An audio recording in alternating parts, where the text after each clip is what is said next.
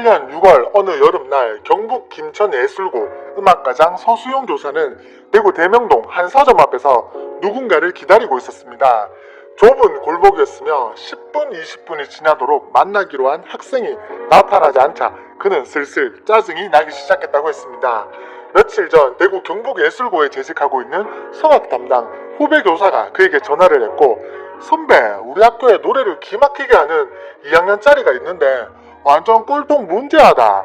이번에 또 사고를 쳐 전학을 하지 않으면 퇴학당하게 생겼는데 선배가 좀 받아주면 좋겠다는 것이었습니다. 그때 서수영 교사의 마음은 그래, 일단 한번 만나 노래나 들어보자 였다고 했습니다. 30분쯤 지날 무렵 저만치서 누가 성큼성큼 걸어왔고 양복 차림의 덩치와 걸음걸이 행색이 완전 조폭이었다고 했습니다. 소 교사는 설마 저 녀석은 아니겠지 라고 생각했으나 가까이 온 그는 인사를 꾸벅하며 경북예고 김호중입니다 라고 말했으며 고개로 하는 인사가 아니라 어깨로 하는 조폭식 인사였다고 했습니다. 위부터 아래까지 범상한 데라곤 한 구석도 없었고 금목걸이, 금팔찌, 금반지, 팔뚝에 문신까지 소 교사는 애써 담담한 표정을 지으며 그를 인근 피아노 연습실로 데려갔다고 했습니다. 가는 도중 내가 이렇게 위압감을 느끼는데 우리 학교 학생들은 어떻겠나, 그냥 노래나 한 곡 들어보고 돌려보내자 고 마음먹었다고 했습니다. 김호중은 서 교사에게 테스트곡으로 푸치니 오페라 토스카에 나오는 별은 빛나건만을 부르겠다고 하더니 목도 풀지 않고 반주에 맞춰 거침없이 노래를 불렀습니다. 높은 음에도 거침이 없었고 결국 서 교사는 경악했습니다. 서 교사가 말하길 직업 성악가들도 보통 1시간 정도는 목을 풀고 부르고 나도 고등학교 때 10분 부르면 절반 정도는 실패하던 곡이었다고 했습니다. 그렇게 테스트는 한 곡으로 끝이 났으며 서 교사는 순간적으로 얘구나, 얘를 만나려고 내가 이렇게 돌고 돌아 이 자리까지 왔구나 라는 생각이 들었다고 했습니다.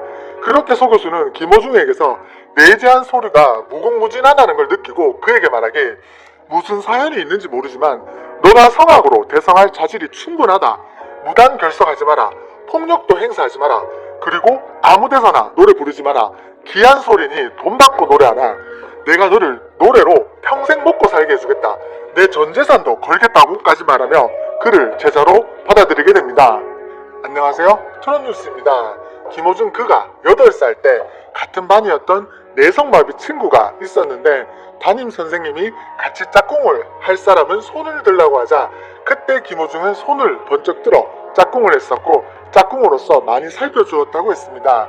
그 친구가 물감통을 쏟았을 때에도 어린 나이에 잘 대처해 주었다는 등의 이야기를 그 친구의 동생이 SNS에 올리면서 세상에 알려지게 되었으며 그의 착한 심성을 알 수 있었습니다. 김호중의 부모님은 그가 3학년 때 이혼을 했고 부모님의 이혼 후 할머니 손에 컸으며 거기다가 형제도 없는 외동아들이라 대부분의 시간을 혼자 보냈다고 했습니다.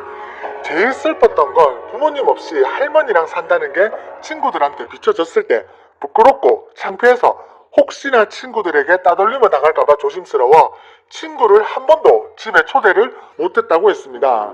자신도 다른 친구들처럼 좋은 옷을 입고 방학 때는 가족들끼리 여행도 다니고 싶었지만 그렇지 못해 그때 당시 부모님을 참 많이 원망했다고 했습니다.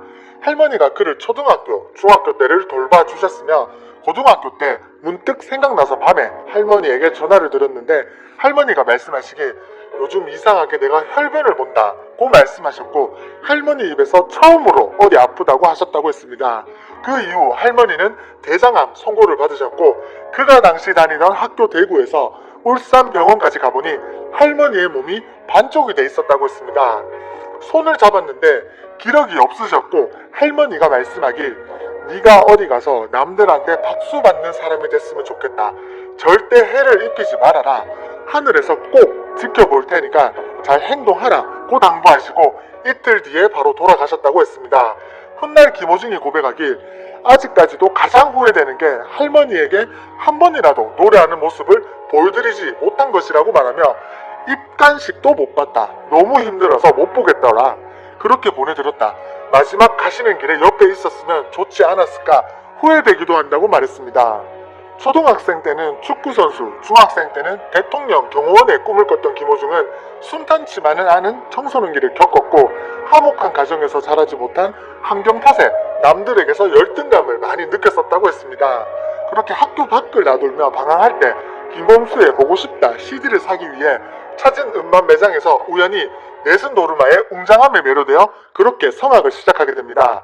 하지만 돈이 부족해서 일주일에 한 번밖에 레슨을 받을 수 없는 자신과 기본적으로 4-5번의 레슨을 받는 친구들 사이에서 간극을 느끼며 불성실한 학교 생활을 하게 되었고 나중에는 세상 물정 모르는 어린 마음에 돈을 벌게 해주겠다는 형들의 유혹에 넘어가 잠깐 어른들이 시키는 심부름을 하게 되어 태학 위기까지 처하게 됩니다. 그렇게 힘든 가난과 외로움에 분노가 가득했던 김우중은 사람들이 미웠고 돈이면 다 되는 세상인 건가? 라고 생각했고 업소 관리 일을 봐주며 밤거리를 방황했으며 고등학교 권고 퇴학 조치를 당하고는 그렇게 어둠 속에 갇히게 되었습니다.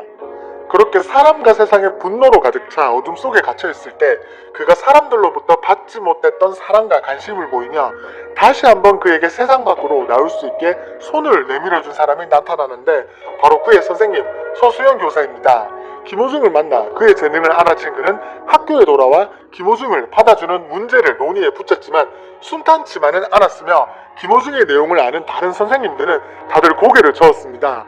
다음날 학교에 나타난 김호중의 포스를 본 다른 교사들은 애들 다 망치겠다며 난리였지만 이신하 교장이 단안을 내리게 됩니다. 이런 문제 학생을 받아서 잘 기르는 것이 진정 미션 스쿨인 우리 학교의 할 일입니다. 서수영 선생님 책임 아래 잘 지도하라고 힘을 실어주게 됩니다. 평소 대구에서 김천으로 출퇴근해온 서 교사는 다음날 평소보다 30분가량 일찍 출발해 대명동 김호중의 자취집에 들렀습니다. 세상 모르고 자고 있는 김호중을 깨웠더니 온몸이 쑤시고 아파서 학교 못 가겠습니다 라고 하자 기싸움에서 밀리면 안 될 것 같아 인근 대학병원 응급실로 데려갔더니 그제야 학교 갈 수 있을 것 같습니다 라며 따라 나섰다고 했습니다. 2시간을 허비한 끝에 김천으로 가는 도중 흘깃 백미러를 보니 김호중이 뒷자리에 누워 세상 모른 채 자고 있었으며 서 교수는 순간 하나님 어쩌자고 저런 개망나니한테 그렇게 뛰어난 재주를 주셨습니까?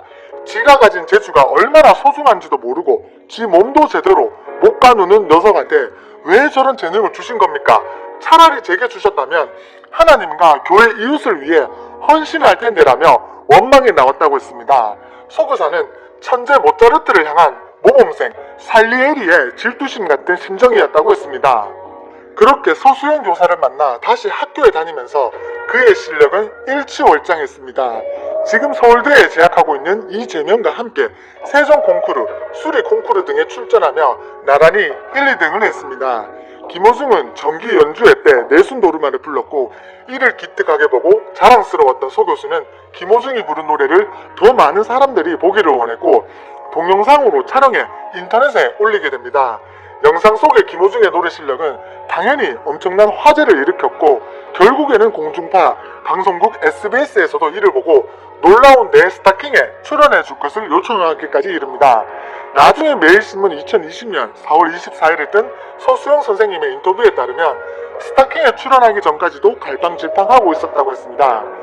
아주 귀한 소리를 가지고 있으면서도 스스로는 잘 모르는 학생이었다고 했으며 그래서 가제처럼 내준 것이 내순 노르마였는데 평생 제대로 부르지 못하는 테너도 많은 그 곡을 고등학생 나이로 3개월 만에 불러냈고 그걸 학교 정기 연주회에서 부르는 영상을 찍어서 올린 게 화제가 되어서 스타킹에 출연하게 되었다고 했습니다.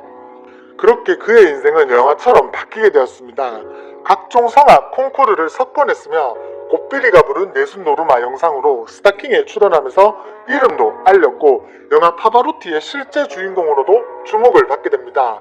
서수용 선생님이 말했던 목소리의 힘을 당당하게 보여주고 싶었던 그는 5년간의 독일 유학을 떠나게 되고 그렇게 유학을 마치고 돌아온 그는 미스터 트롯에 나가 트로트에 도전하게 됩니다. 어떻게 살았냐고 묻지를 마라. 이리저리 살았을 거란 착각도 마라. 라는 가사가 돋보인 태클을 걸지마의 노래는 스스로를 향한 이야기였습니다.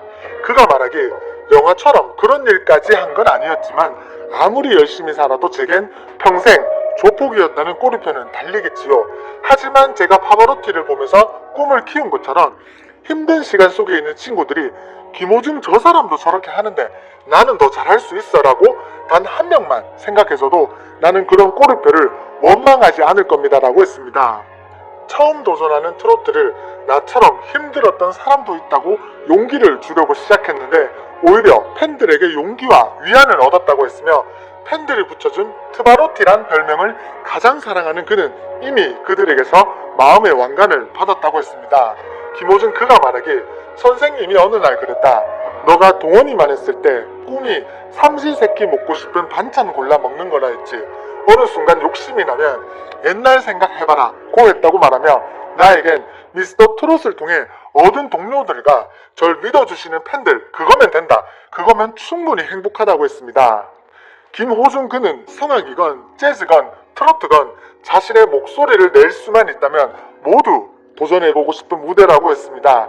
그의 롤 모델인 최백호 선생님처럼 노래하는 사람 가객이 되고 싶다고 했습니다. 그가 비록 과거에는 어두운 시간을 보냈지만 그가 세상을 다니며 저처럼 어두운 시간을 지냈던 아이들을 도우며 함께 노래하고 싶다고 했습니다.